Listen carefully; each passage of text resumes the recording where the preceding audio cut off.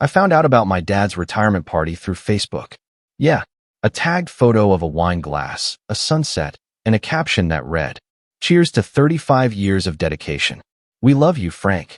There he was, my father, smiling with a drink in hand, surrounded by people I recognized as my family. My mom, my sister, my cousin, even my ex-fiancée, Allison, front and center. She was standing exactly where I should have been. They threw a whole party for him, at a private vineyard I used to dream of renting for my wedding. And they didn't even invite me. No call, no message, not even a vague, "Hope you're well." Just silence. It would have been one thing if we were estranged. But we weren't. At least, I didn't think we were. I was the good son, the responsible one, the fixer, the one who loaned money and never asked for it back, the one who came home when my mom called and said, "Dad fell again. Can you come help move him?" The one who bailed my sister out of her credit card disaster and signed the lease for my cousin's gym so he could finally be his own boss. The irony? That gym was where my ex-fiancée met my cousin in the first place. Let me rewind a bit. Growing up, I always felt like my job was to keep things together. Dad wasn't an emotional guy. He didn't hug. He didn't explain. But he worked. Every day, 6 a.m. sharp, even on Christmas. And I admired that. I wanted to be like him. I studied business in college so I could help him expand the family's auto repair shop. I skipped internships so I could be home during tax season and run the books for him. He never said thank you, but he'd occasionally grunt something that sounded like approval. That was enough. When I met Allison, she told me I had provider energy. She said I was the type of man her parents would respect. And they did. So did mine. They adored her.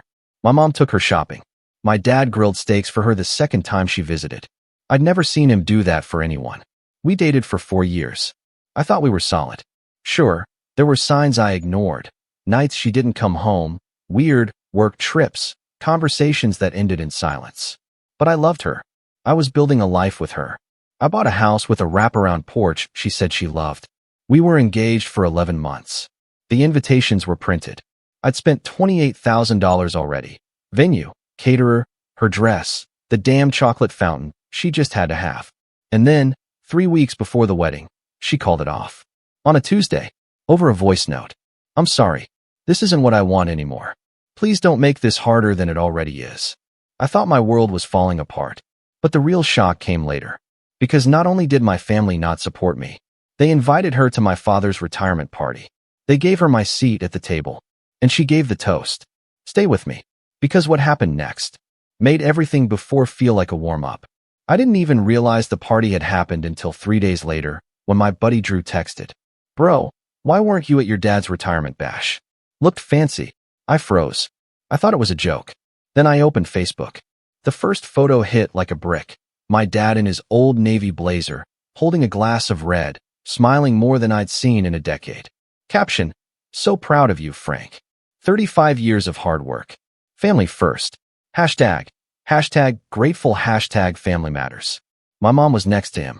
My sister had flown in from Colorado. My uncle, the one who'd asked me to co-sign his third mortgage, was laughing with Allison, my ex-fiancée, who had one hand on my dad's shoulder and the other raising a glass. She wore the necklace I gave her for our anniversary. I didn't breathe for a full minute. The comments made it worse. "Best night ever. You deserve the world, Frank. So happy to be a part of this family." Allison replied to nearly all of them, with heart emojis. No mention of me. No wish my name was here. No awkward silence in the photos. Because they didn't miss me. They excluded me. The next day, I called my mom.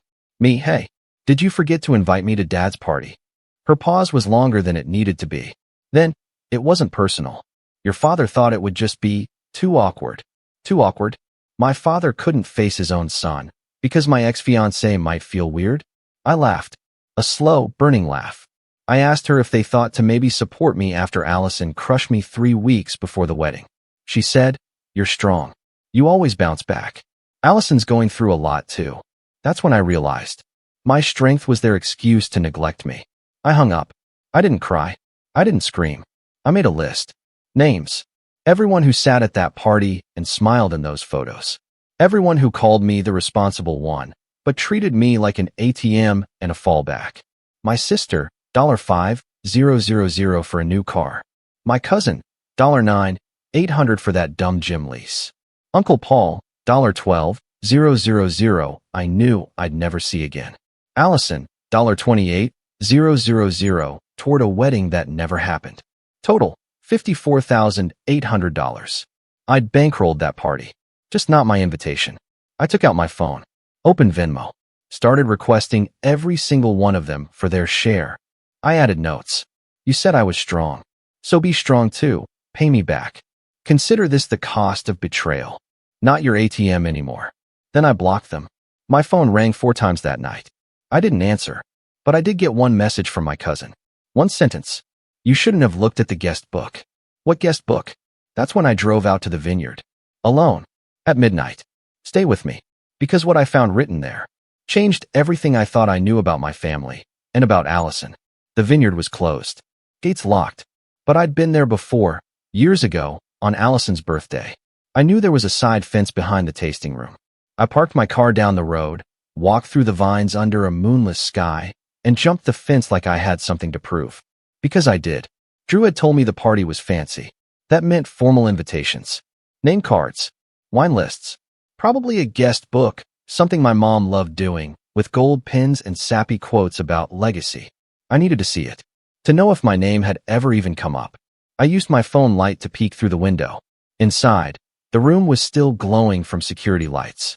White tablecloths and wine-stained napkins. Dozens of empty glasses stacked on the bar. I spotted the guest book right away, beside a framed photo of my dad in his younger days. I found the back door. Locked. But the janitor's door on the side? Not even latched properly. I stepped inside. Heart pounding. The air smelled like spilled Merlot and cheap perfume. The guest book was leather-bound, thick, probably weighed 5 pounds. I flipped to the first page. Page after page, signature after signature. We love you, Frank. Proud to be here for this milestone. Cheers to family and the years we've survived together. Then I saw it. Allison's handwriting. Clear. Cursive. Familiar. To the man who treated me like a daughter before I even married your son. You always believed in me, even when he didn't. Thank you for seeing the real me. My breath caught. Even when he didn't? What the hell did that mean? I turned the page. My sister had written, you were more of a father to me than he ever deserved. Here's to peace and loyalty, and keeping secrets buried. I blinked. Keeping secrets? The air turned cold. My hands started shaking. Then I flipped to the very last page. And there, at the bottom corner, written almost like a signature to history, was a sentence from someone I hadn't heard from in over a decade. Uncle James. If he ever finds out, tell him we did it for love. For protection. He was never meant to know. That's when I slammed the book shut. What the hell did that mean? What did I need protection from? I took photos of the pages. Every single one. I needed proof. Receipts. The next morning, I drove straight to Uncle James' place. He lived in a worn-down brick house on the edge of town, collected stamps, and never posted a single thing on Facebook. I hadn't seen him in years. He was the weird uncle. The one who used to call me kiddo and pat my shoulder too often. When he opened the door, his face went pale. You saw the book, he muttered. Yeah, I said. And you're going to explain every damn word. He tried to shut the door, but I shoved my foot in. He wasn't strong enough to stop me. I deserve the truth, I growled. Now. He sighed, shuffled back into the living room, and sat down. Then he said something that hit me harder than any punch I've ever taken. You're not Frank's biological son. You never were. The world stopped spinning. He continued, your mom had an affair. One time. One night. It was never supposed to mean anything. Frank found out 2 months later. He nearly left. But your mom was pregnant. He agreed to raise you as his own. But he made it clear, you were her responsibility, not his. My heart felt like it had left my body. Why wouldn't anyone tell me? Uncle James looked me in the eye. Because they didn't want to ruin you. You were smart, talented, strong. They thought if you believed he was your real father, you'd live up to his legacy. But when you started outshining the others, when you started asking questions, they got scared. I sat down. My body gave up. You're telling me I've been a lie my whole life? He nodded, then said, there's more. Of course there was. You weren't just left out of the party. There was a vote. A vote? I asked, my voice cracking. Your mom, your sister, and Allison. They didn't want you there. They thought you'd make it about yourself. That you'd ruin the mood. Your mom suggested inviting Allison instead. Said she still felt like family. I laughed. It wasn't funny, but I laughed anyway. It was either that or scream. I stood up, walked to the door, turned back. Who's my real father? Uncle James didn't answer. I left, but I wasn't done. I needed answers, and I needed revenge. Because if they thought they could erase me from the family I'd built around, I'd show them what erasure really looked like. Stay with me. Next, I crashed their private brunch. And this time, they're the ones who won't get a seat. I didn't sleep that night, not even for a minute. My mind was pacing faster than my body could keep up. Everything I'd known, everything I had been, was collapsing. Frank wasn't my real dad. My mom had lied. My sister conspired. Allison, she took my seat at the family table, raised her glass, and toasted to family first. The next morning, I found out they were having brunch at the Willow House Cafe. The post-party debrief.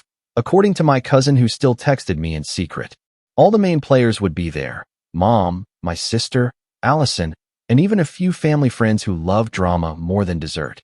So I dressed up. Suit, tie, black shades. I wasn't just going to confront them. I was going to make them squirm. I booked a table across the room, facing theirs. And I waited. They arrived at 10:34 a.m., all bright smiles and fake laughter. My mom wore her pearls. My sister had her designer tote. Allison wore my jacket, one I bought her last winter and never got back. I waited until the waiter handed them their menus. Then I stood, walked across the cafe, and pulled out the empty chair at the head of their table. My mom looked up and blinked, stunned. "Oh," she said. "This is unexpected." I leaned forward. Not as unexpected as finding out I was never Frank's real son. Gasps. Forks paused midair. A mimosa almost tipped over. My sister looked like she'd swallowed a rock. I set my phone on the table, screen up, scrolling through the photos from the guest book. Page after page. Signature after signature. Secrets spilled in gold ink. I went to the vineyard, I said. Found the guest book. The one you all so thoughtfully signed. I especially liked the part where you decided I didn't deserve to be at my own father's retirement because it would be too. What was it? Awkward. My mom sighed, tone cold. You shouldn't have gone through private things. You shouldn't have built your life on lies, I snapped. Allison spoke. This isn't the time or place, okay? I turned to her. You wore my jacket. Sat in my seat. Toasted in my father's name, while knowing I was out. I've seen betrayal before, Allison. But you? You wore it like it was Chanel. My mom tried to regain control. We did what we thought was best. Your father, Frank, he didn't want a scene. You have a temper. You get emotional. He just wanted peace on his day. I leaned in closer. Frank raised me, but you raised a liar. And now, I'm going to return the favor, with receipts. Then I slid 3 printed documents onto the table. 1. A list of bank transfers totaling $42,000. Money I had loaned to my sister to help cover her husband's failed startup. 2. Venmo screenshots of Allison requesting just a little help with rent, over $6,000 in total. 3. My mother's text messages begging me not to tell Frank about the time she crashed his retirement fund to cover her gambling losses. I had paid that too, quietly, like a good son. This stops today, I said. No more money. No more covering your messes. And if any of you try to gaslight me again, these receipts are going straight to everyone at the party. In a mass email. With photos. My sister hissed, You wouldn't. Oh, I would, I said, smiling for the first time. And while we're being honest, there's something else. They waited. I tapped on the table. I've hired a private investigator. And we've already found the man who is my biological father. He's not a banker. He's not a businessman. He's a truck driver from Nevada. He never knew about me. My mom's face went sheet white. I'm meeting him next week, I continued.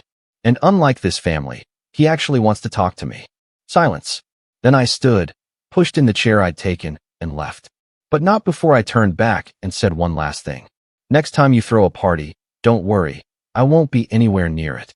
But don't be surprised if the truth shows up in my place. I walked out, but I didn't feel light. I felt like a dam had cracked, but the flood wasn't over. Because later that night, I got a voicemail from my dad's lawyer. He said, Your name came up in the will, and not in the way you'd expect. What the hell did that mean? Stay close. Because the next part? That's when things really go sideways. I didn't sleep again. This time, it wasn't rage keeping me up, it was that damn voicemail. Your name came up in the will, and not in the way you'd expect. It was 2:11 a.m. when I finally dialed the number back. The lawyer, Charles Grady, picked up like he'd been waiting. I figured you'd call, he said. This isn't a conversation for the phone. Can you meet me tomorrow? I agreed. Noon. His office downtown. I spent the rest of the night pacing and rehearsing every possible scenario in my head. Was I cut out entirely? Left with a penny as a symbolic slap? Did he leave it all to my sister? Or worse, to Allison? By the time I walked into the office, I had prepared myself for the worst. But nothing prepared me for what Charles slid across the desk. A sealed envelope. With my name on it. My real name. Frank wrote this himself, Charles said. 2 months before the retirement party. He knew he didn't have long left. I opened the letter, hands trembling. The first line hit like a freight train. If you're reading this, then the secrets we buried finally clawed their way to the surface. Frank knew. He knew I wasn't his biological son. He'd always known. I stayed quiet because I loved you like my own. But I couldn't protect you from the family's rot forever. I read faster. Your mother has lied to both of us. Your sister isn't just your sister. She's the reason your real father never found you. I stopped breathing for a second. What? When your mom got pregnant, she told the man she was with, Russell, that she lost the baby. She ran off, married me, and pretended you were mine. But I found out the truth 10 years ago. I hired a PI, just like you did. And I know who your father is. I kept quiet to avoid a storm. But now, you deserve the truth. At the bottom of the letter was an address. Nevada, a small town, and a name. Russell K. Dawson. But that wasn't all. Charles handed me another document. A codicil to the will. Recently added. Frank left me one thing. Just one. Not money. Not property. Not stock. A storage unit. Unit number 47 at Blue Pines Lockup, just outside town. The keys were inside the envelope. Why? Charles didn't know. He said you'd find your answers there. I left the office with 2 things, a name I'd never heard before and a key to a box I never knew existed. The air outside felt thicker now, heavier, like someone was watching. And they were. Because that night, as I pulled into the lot at Blue Pines to check out the storage unit, I saw headlights behind me. Same car. Same damn car that had been trailing me for days.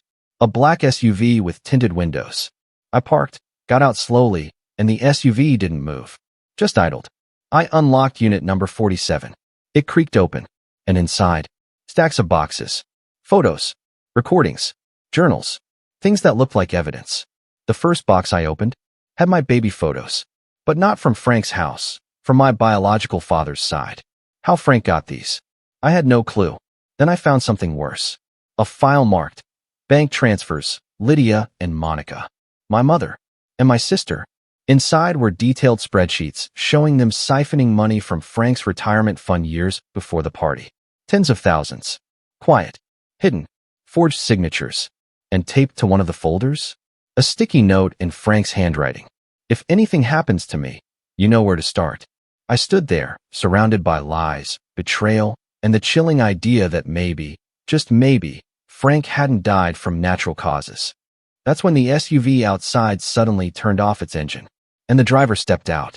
I reached for the metal bar I'd seen inside the unit. He walked toward me slowly. Tall. Leather gloves. Calm.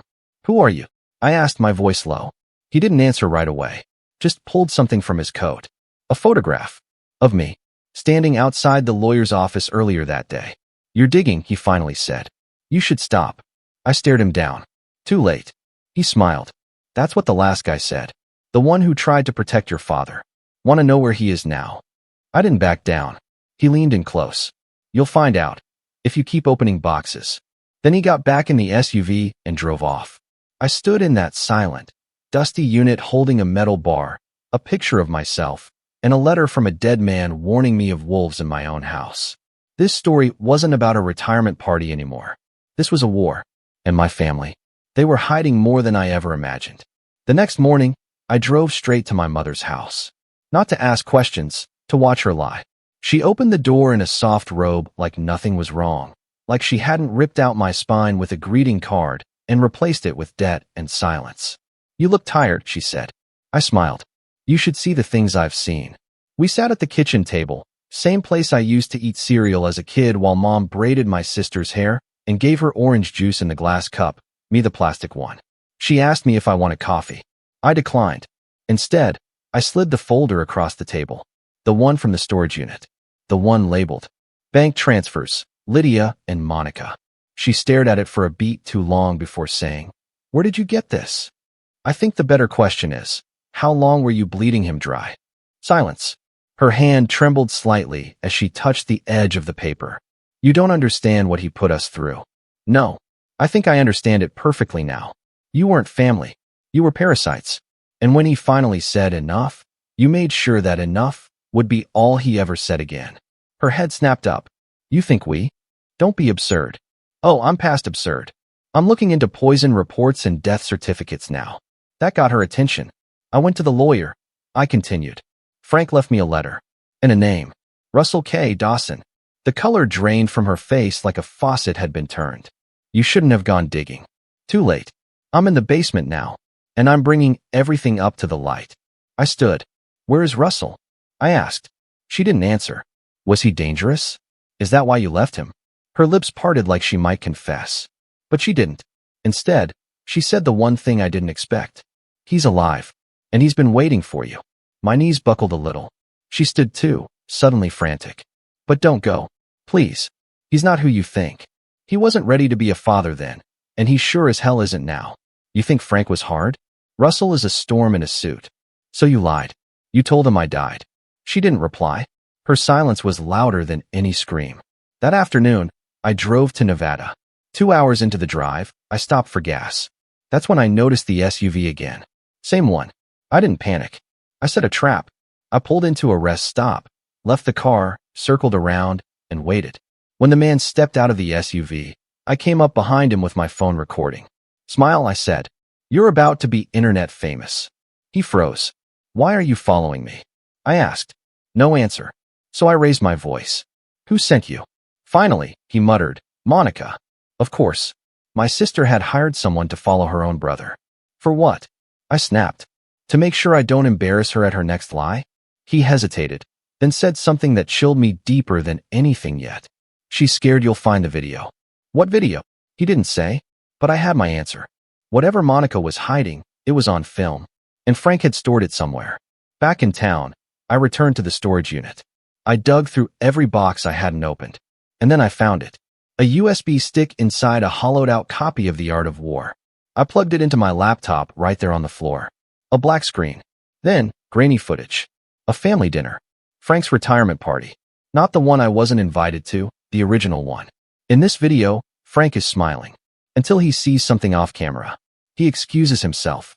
The video cuts to a kitchen. Frank walks in and finds Monica and Allison, my ex-fiancée, going through his mail, holding bank documents, laughing, plotting. "I told you he'd never notice," Monica says. "The old man's halfway gone already." Allison smirks. "And your brother? He'll never be invited." Problem solved. Then Frank enters the frame. His voice calm. I noticed. They freeze. And the video ends. The last file was a voice memo. Frank's voice again. "If anything happens to me, let the right eyes see this. I never stopped loving you, son. Even if you weren't mine by blood. You were mine by choice." I sat there in that unit, laptop open, heart caving in. This wasn't just betrayal. This was a heist. A mutiny. A slow murder served with wine and applause. But now, I had the evidence. I had the voice. And I had fire in my lungs. This was no longer about a missed invite. It was about setting the whole table on fire. I didn't sleep that night. I didn't eat the next morning. I edited the video. I cut nothing. Every smirk, every whispered conspiracy, every second of my sister and my ex-fiancée laughing over stolen numbers, they stayed. And Frank's voice? I made sure it ended the way it needed to. "You weren't mine by blood. You were mine by choice." Then I uploaded the video to a burner account titled, "The Son Left Off the Guest List." But I didn't make it public. Not yet. First, I booked a table at the very same country club where the retirement party had happened. Not for nostalgia, for closure. Then I made one more call, to the last person on earth I thought I'd dial. Russell K. Dawson. He picked up on the first ring. "You found the video?" he asked. My skin froze. "You knew? I was supposed to get it if you didn't." Frank had backup plans. And so did I. His voice was gravel and rust. Tired. Hard. "I don't need your help," I told him. "Didn't say you did. Just don't let them bury it again. That family knows how to kill things slow." I hung up. 2 days later, I walked into the club dressed in black. Not mourning. Not dramatic. Focused. Because Monica was throwing another party, a celebration for her fake promotion. The same people were there. Same drinks. Same flowers. Different me. I walked straight to the front, ignored the doorman, ignored the stairs. And I stepped up onto the small stage. Someone laughed, thinking I was a waiter. Then I took the mic. Hi. My name's the one not on the invite list. But tonight, I'm your host. Gasps. People started whispering. Monica's glass shook in her hand. I tapped the mic again. Before you raise another glass to fraud and fake family, I thought I'd share a little home video. Then I plugged in my USB. The projector behind me flickered to life. The video played. Monica and Allison. Laughing. Stealing. Betraying. Then Frank's voice. Calm. Devastating. By the time it ended, you could hear wine glasses trembling against plates. Silence. Then someone clapped. One of Frank's oldest friends. Then another joined in. Monica stood. This is edited. This is fake. I turned to her. Then sue me. That shut her up. The country club manager stepped forward. Ma'am, I'm going to ask you to leave. This is unacceptable. She looked like she might throw her drink, but didn't. Instead, she stormed out, red-faced, her facade cracking like cheap porcelain. Allison tried to follow, but I stopped her. I hope whatever money you got from her kept you warm. Because you'll be cold for a long, long time. She didn't speak. I walked off the stage and out the door. But not before dropping the final blow. I made the video public as I stepped into the parking lot. By the time I got to my car, it had over 11,000 views. 2 hours later, 100,000. A week later, the IRS was auditing my family. Frank's assets were frozen. Monica's job vanished. Allison was dumped by her new rich fiancé. He'd seen the video. Me? I moved into Frank's old cabin. Quiet. Clean. Mine. And I finally changed the name on the mailbox. No longer the forgotten son. Now, Frank's son. Full stop. But just as I started to feel peace again, there was a knock on the cabin door. A man in a suit. Thin, pale, eyes like a wolf. He held out a letter. For when you're ready, he said. I opened it after he left. Inside was a single sentence. Your mother wasn't the only one lying about your birth. No signature. Just a logo. Russell K. Dawson and Associates. The past had more ghosts than I'd counted. And one of them might still be breathing. If you've ever felt like the outsider in your own family, you're not alone. Share your story.